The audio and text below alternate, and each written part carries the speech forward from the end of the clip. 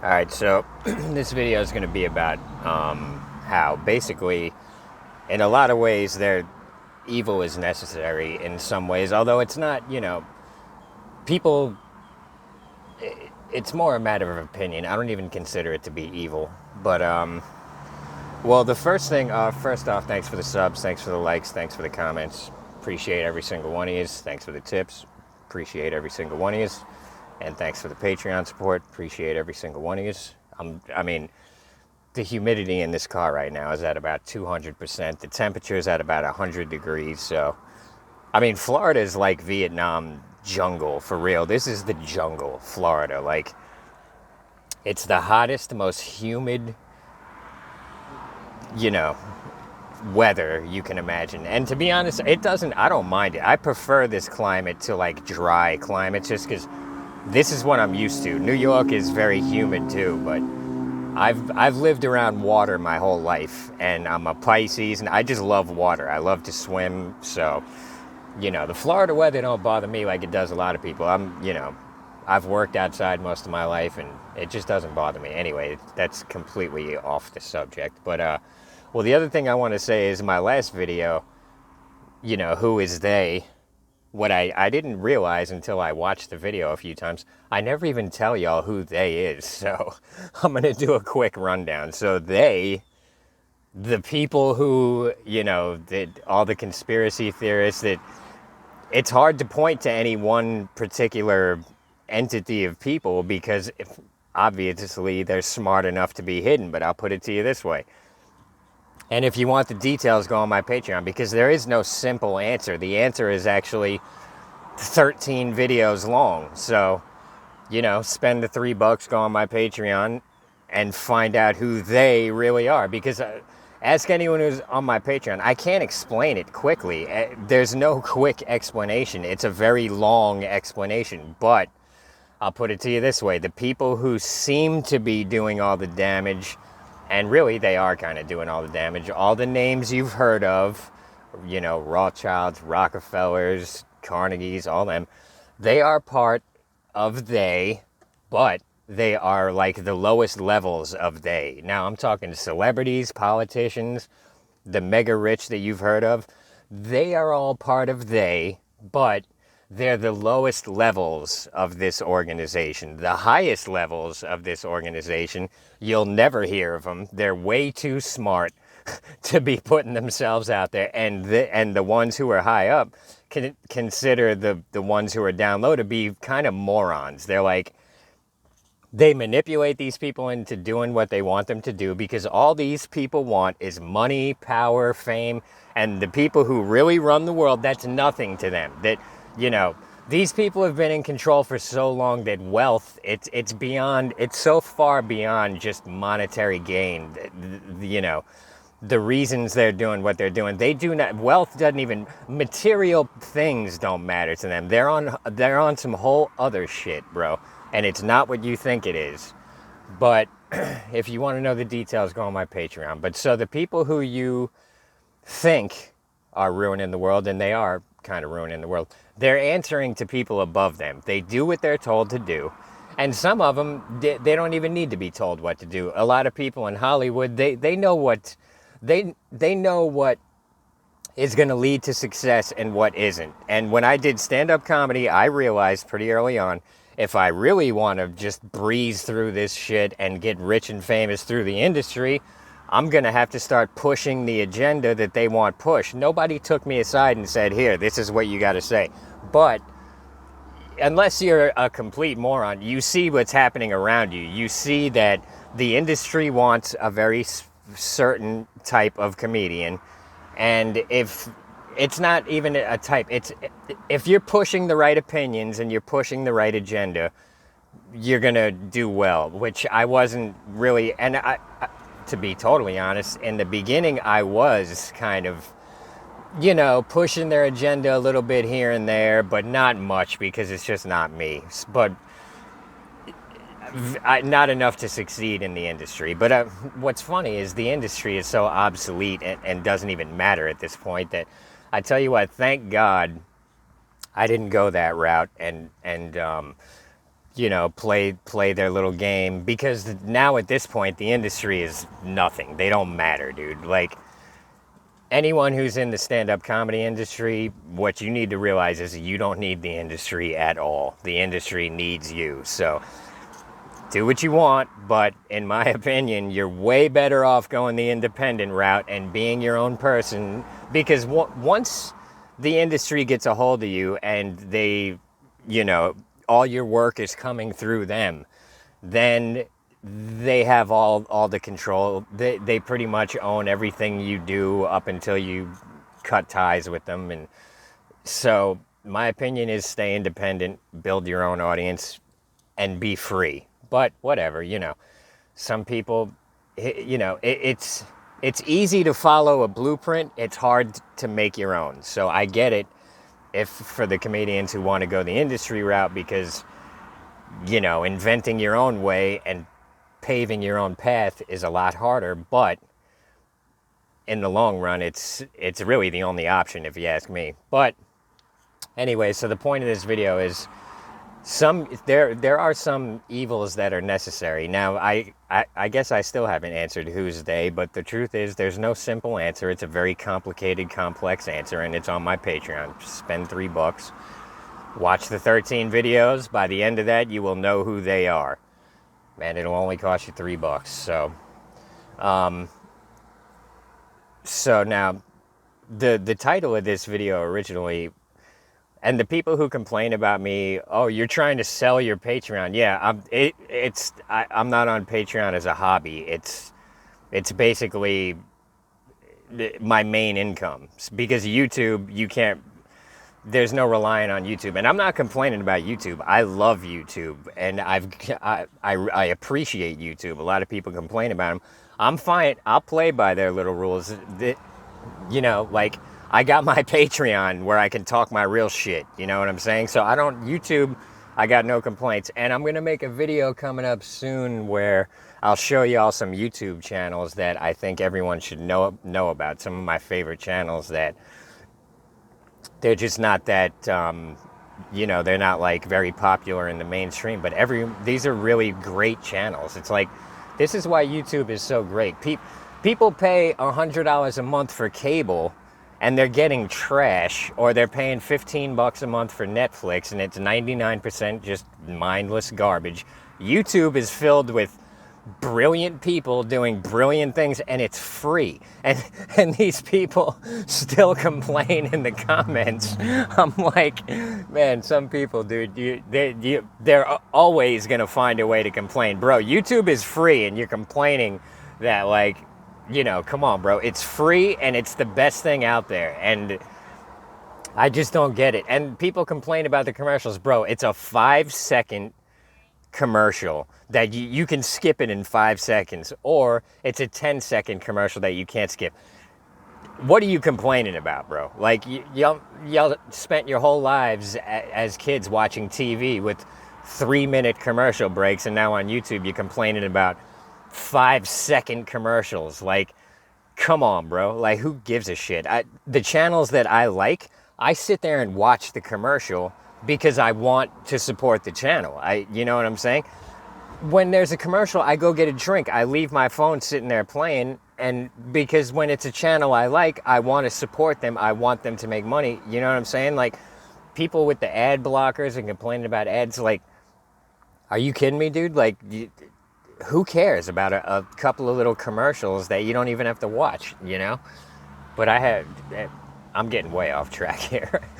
But the original title to this video was going to be Violence is Necessary. But I'm like, the algorithm is not going to push that. They're going to think I'm promoting violence, which is not the case. My point here is that, when I've said it before, and I'll say it again, when I was younger, my father was into animal documentaries, and so he got me into animal documentaries. I've just always been really interested in animals. And that was one way my father would get me and my brother to just sit down and be calm, was by putting an animal documentary on, because me and my brother were both really into it. And I learned a lot of valuable things from those animal documentaries that could not have been learned any other way. It's amazing. You could study nature your whole life, and you're still not going to learn as much. Maybe you would, but the animal documentaries, it's like these people put in so much work. If it's a well done documentary, you're going to learn more in that 1 hour of watching an animal documentary than you would just living out in nature for like 6 months. You know what I mean? Because these guys, they are, in order for them to blend in and for the animals to act natural around them, they have to be around there quite a bit. You don't just, you know, ask any wildlife photographer. You don't just go stumble into the woods and start capturing great pictures of animals. The animals have to kind of get used to you and get to a point where they're kind of ignoring you. Like the people who study the chimps and all that, like, you know, the chimps had to get used to these people before they could really start getting any interesting behaviors on film. But so, one of the things I learned from animal documentaries when I was younger is that it's actually absolutely necessary for animals to kill. So, a lion, for instance, let's say there was a lion who was very idealistic and wanted to be a vegetarian. It would die. It would not be able to live. It has to kill, or its babies are going to die. This is the nature of the planet. So, you know what I'm saying? And the other thing is, these lions, if they're not willing to fight, and they're not willing to be absolutely violent as they can be, they're not going to be able to hold down a kill. Like if they kill something and they're eating it, the hyenas would just come take it. And the hyenas, they're not as big as lions, but they bite. I'm pretty sure they bite harder. Hyenas bite hard enough to literally break right through your bones. They have such strong jaws. Now, they're not as big as lions, but you get enough hyenas on a lion, and they're going to kill the lion. I don't care how big and strong the lion is. The hyenas are extremely strong for their size, and it only takes a couple of them to kill a lion. They bite so hard, and they're so vicious, and like, so, you know, if a lion is not willing to be just as violent, it's dead. And, you know, the other thing that people don't realize is our entire society is basically backed up by violence. Now, they don't just go straight to, oh, if you don't do this, we're going to kill you. But if you resist the police hard enough, they will kill you. We all know that. You know, no one has to make these threats overtly. It's all just, we see it in front of us. So some people, and I'm not saying the police are evil. The police are doing what they're trained to do. They got families to feed. This is their job. I understand that. I'm not saying they're evil. I wouldn't do it personally for any amount of money because, in my opinion, and I know the police don't see it this way, but they're kind of traitors, in my opinion. They're doing the dirty work for the government, who, as soon as there's some BLM activists doing their thing, the government just turns on the police, who are doing all the dirty work for them. It's like, you guys are being used, but I get it. What are you going to do? You're going to quit your job and go work at Starbucks? You know what I mean? But, I mean, most of my family were firemen, so I grew up thinking, like, in New York City, there's a slight rivalry between the firemen and the police. They have a hockey game every year, and we used to go to it, and, you know, so I've always kind of been, like, pro-fire department, anti-police, although I'm not, like, some criminal out there I've been arrested a few times for like possession of weed and whatever. My point is, I don't hate the cops, but I'm also not one of these thin blue line people who it's like, yeah, I don't want to make a really long video here, but they crack me up because they seem to think that without the police we would all just be surrounded by violent criminals and being killed. No, you're not some helpless little bunny rabbit. You're the most dangerous predator on the planet. You're mankind. You don't need anyone to protect you. You can protect yourself. I'm a little skinny ass dude. I'm not afraid of anyone on this earth. I don't care. If I lose, I lose. You know what I mean? But I'm not afraid of conflict with anyone. I may be a little skinny fucker, but I'm strong and I'm confident in my abilities I'm good at wrestling. I'm good at boxing. I know how to choke someone. You know what I mean? I can, and I'm not saying I'm some super tough vet. What I'm saying is that I'm just not afraid of anyone. Like, I can defend myself. And if it came down to it, if there were no police or whatever, and it was just every man for himself out here, here's the other thing. We can make weapons, you know? We can buy weapons. I think, like, there's the reason, you know, no one in my family is particularly huge, although my grandfather was like 6 foot something. Somehow he was really huge. My father's father was huge. I don't know. I'm like 5'8", 5'9", 150. But I'm confident in my ability. Like, some 6 foot dude wouldn't scare me. I wouldn't let him just push me around. I'd be willing to. And here's the other thing. Back in the day, if we lived like 1,000 years ago, I'm really good with my hands. I'd be able to make all these weapons. I was thinking about it last night. If I lived in like the wild 1,000 years ago, I wouldn't even be afraid of like lions and bears and shit, because the way my brain works, I can make weapons out of anything. And you know, I'm just smart like that. I would have backups for my backups, you know what I mean? Now, obviously, I wouldn't be going out looking to fight lions and bears, but if one of them attacked me, I would have handmade weapons on me to give me a chance, you know what I'm saying, against this thing. And this is why my bloodline has survived for 1,000 generations, you know what I'm saying? So, people think like, you know, the vegetarians and stuff. Look, I understand. I love animals. The last thing I want to do is kill animals. I love animals. I really have always loved animals, and I hate seeing animals get hurt or abused or anything like that. It really bothers me on a level that, because in my opinion, animals are just they're innocent, bro. They're just, they ain't never done nothing to nobody. Although when you really get to know some animals, they are kind of nasty and they will steal, but it's kind of funny to me, you know? Like, I used to feed the squirrels and the birds in Central Park, and one day I realized there was a couple of rats watching me from a distance. And once they realized that I wasn't a threat to them, because then I seen them, I'm throwing them a little food too. As the rats got used to me and they stopped being afraid of me, they would come right up and start trying to steal my shit when I wasn't looking. And I'm like, it would make me chuckle, but I'm like, look at these little fuckers. They're like, I've been so good to them. And when I'm not paying attention, they're trying to steal all the food. You know what I mean? So they're sneaky little fuckers, but it's funny to me. But, you know, in my opinion, animals, for the most part, they're just trying to survive. They don't really, you know, they're not particularly malicious, although some animals have been known to kill maliciously, like tigers. But for the most part, animals ain't, you know, they don't deserve, like, to be abused or anything like that. So I understand vegetarians not wanting to eat animals, but here's the thing.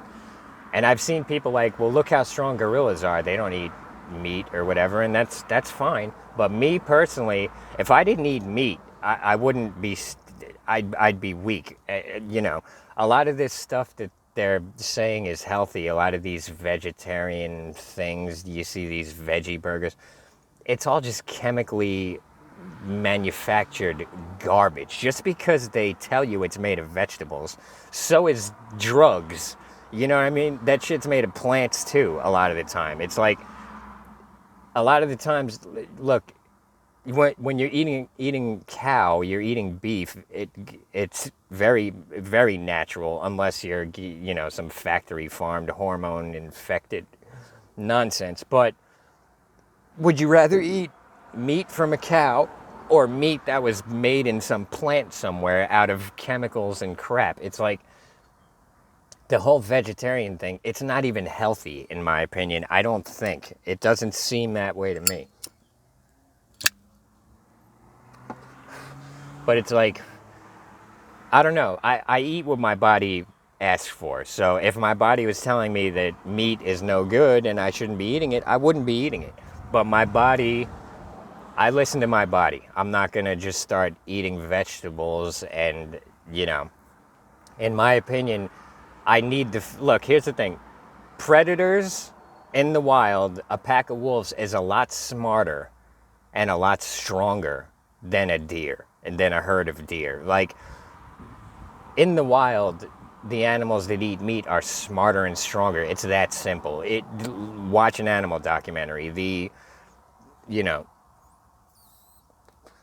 the reason the predatory animals can kill and eat the prey animals is because they are smarter and they are stronger.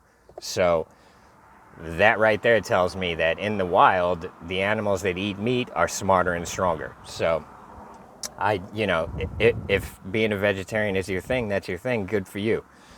But what works for you is not necessarily going to work for everyone else. I mean, there's professional fighters like Sean O'Malley used to be a vegetarian. He ain't a vegetarian no more because now he's getting up in the ranks and he's fighting more dangerous people, and you're not going to, I don't think you're going to get to the top of the world of fighting without eating meat. That's my opinion. And, but when you think about it, if you're a grown man and you are, I'll put it to you this way. If you're afraid of violence, there's going to be people, at least this is how it is out on the street. They're going to sense that and they're going to use it against you. So unless you are willing to get violent, if you have to, there's going to be people who are going to just take advantage of you. They're going to start off nice. Hey, can I get a cigarette? Hey, can I borrow $1? This, that. And if they sense that you're afraid, it's going to get less and less nice and more nasty until they're just like zero respect taking all your shit. And so, but if people can sense that you're being generous out of love, not out of fear, they're not going to take advantage of you because they know that you're not going to have it, and you're going to take that fight as far as it has to go. You're just not going to let someone do you like that. Now, me, I'm a generous person, but it's not out of fear, it's out of love. I want to help, I've been at the bottom. I know how hard it is. You know what I'm saying? I want to help people. But there are people where there's this underlying threat of violence when they ask you for something. Whenever I sense that, I don't care if I sense this teeniest bit of it, I say no. Because in my head, I'm thinking, this is a threat. Even though you're asking me politely for something, you're threatening me. You're under this facade of niceness, you're saying to me, if I don't give you something, I'm going to be your enemy. Now you come at me like that, I'm like, let's be enemies then.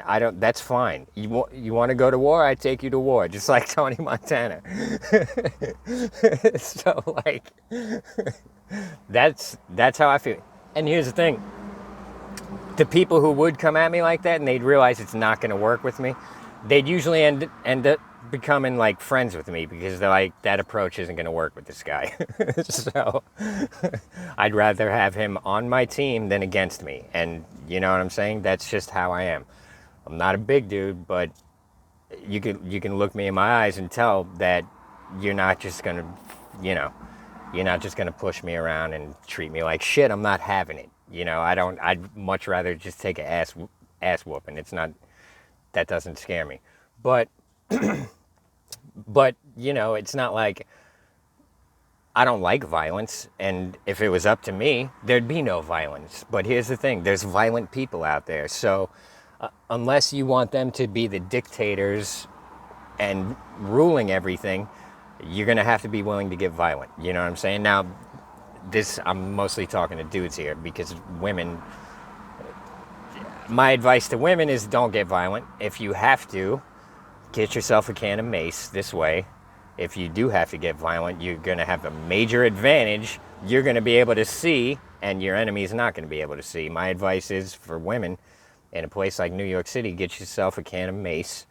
And if anyone, if you think you're in trouble, I'm not saying just go around macing everyone, but there's people out there who, they're dangerous, they're violent.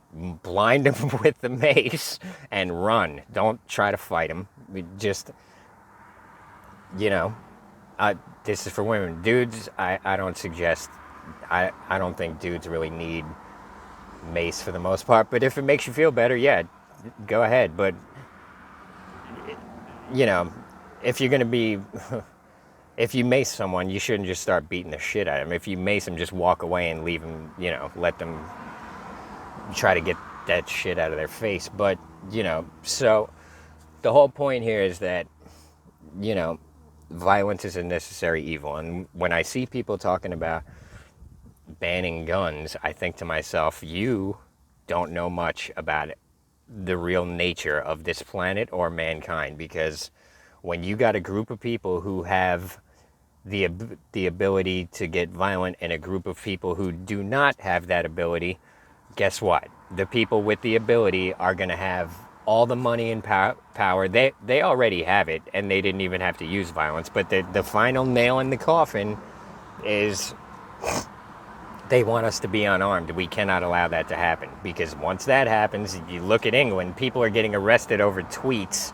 Meanwhile, all those grooming gangs who were basically doing all that, underage girls and sex trafficking and all that, you know what I'm saying? They don't even get, they barely get any charge. If you look up Tommy Robinson, he was speaking out about that quite a bit, and that's why he's been banned off everything. But the point is, if you do not have the capacity to get violent, if you have to, you're just going to get walked all over. Look at England and Australia. Remember the lockdowns in Australia? Remember how bad it was over there? It wasn't like that over here. Even in New York City, I was just living outside on the street. And at one point, they had cops sitting outside of Central Park, and, it was kind of like this threat, like without saying words, like, you guys better go back home. All the homeless people went right by the cops. Like, you ain't stopping. Like, the homeless people in New York City do not give a fuck. So when the cops were sitting out front, I didn't even slow down. I was riding by on my bike. I rode right past the cop. And I was like, you ain't stopping me from going in the park. I didn't say that, but we went right in. All the little yuppies around the Upper West Side, they'd be jogging up. They'd see the cop and turn right back around. But all the people on the street were like, this park is ours, bro. And you ain't taking it from us. And that's like... So for a while there, with all the lockdowns in New York, the only people in Central Park for a while there were like the people who were just not afraid, you know what I'm saying? And as time went on, everyone started coming out of their little holes, and, the park was filling up again. But for a while there, hanging out in Strawberry Fields, it was like me and like 5-6 other people, when usually there's a couple of hundred people in there. But it was just... everyone was afraid to come outside except us, because we live outside, And there was some locals hanging out around there too, but it's like old school New Yorkers who they don't give a fuck. They're going to walk right by the cop just like we did, But, and yeah, I wasn't planning on making this video today, and of course it's another half-hour video. I'm trying to make shorter videos because it's a long story. But anyways, yeah, here's the thing. Learn to be violent. This way you don't have to be violent. You know what I'm saying? The most violent people out there are the ones who are like afraid, and they're like, I'm going to show everyone and how tough I am and how they're not going to mess with me. And the reason they act like that and they feel that way is because they're really not violent people. You know what I'm saying? They're just trying to act like it because they think it's going to scare everyone off. It has the opposite effect. It makes everyone else want to be violent with them, So, but the people who deep down know, if it comes down to it, I'm gonna get violent, I'll get in a fight, whatever, it's fine, I'm not worried about it, I ain't sweating it. Those are the people who are usually the nicest people out there, because they know what they're capable of. They don't got to prove it to anyone, and really, they don't want to hurt people. They're only gonna do it if they have to, Those are the people who are the most peaceful because they know how to be violent. So my advice is take some jiu-jitsu. I know I've said jiu-jitsu doesn't really work on the street, but here's the thing. It's knowing jiu-jitsu is better than not knowing it, okay? You know what I mean? It's better to know it than not know it. That's not my point with the whole thing. Is a lot of these people will take a few jiu-jitsu classes and then they think they're the hardest dude that ever walked the earth. If they run into someone who's scrappy and knows how to fight and been in a bunch of street fights, he's gonna wreck you. You know what I mean? I don't care what jiu-jitsu, you know. This dude experience is a powerful thing. So learn it so you don't have to use it. You know what I mean? Or really, in my opinion, the best things to learn is good old Greco wrestling, you know, the old school American wrestling, which kind of trumps jiu-jitsu when it comes down to it. Look at the Dagestanis in the UFC. They're doing that Sambo, which is basically Western wrestling plus ground and pound with a little bit of jiu-jitsu. But for the most part, someone who's really good at wrestling is going to beat someone who's really good at jiu-jitsu for the most part. That's how it seems to me. But the best things to know, in my opinion, is boxing, wrestling, and jiu-jitsu. The best thing is to know all three. So, but yeah, the whole point of this video is the nature of this whole planet is violent. Animals have to kill each other to survive. We are animals. Our ancestors, you know, they couldn't be vegetarians because it's not just meat. You're not just getting meat off an animal when you kill it. You're getting the bones, you're getting the ligaments and the tendons, which you can use to make arrows. And like, they couldn't afford to just ignore that resource. You know what I'm saying? It's like the whole vegetarian thing, that's a modern thing. Our ancestors couldn't do that. They'd be giving everyone around them a leg up and giving themselves a handicap for no reason except for to be peaceful, which I understand it. I don't want to hurt animals, you know. If I had to kill an animal to eat, I would, but I would do it in the most humane way possible. And I understand there's I'm going to have to pay a karmic debt for that. I understand it, but I got to do what I got to do to survive, you know.